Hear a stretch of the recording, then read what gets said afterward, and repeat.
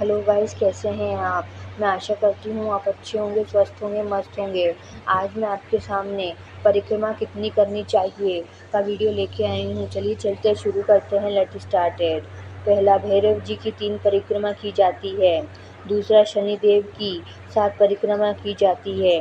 तीसरा, हनुमान जी की 3 परिक्रमा की जाती है।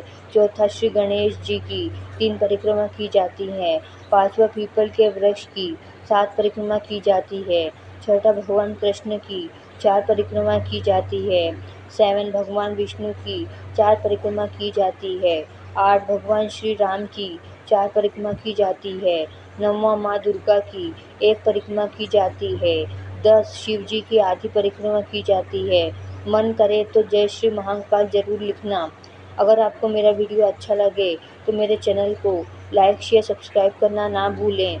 Thank you so much.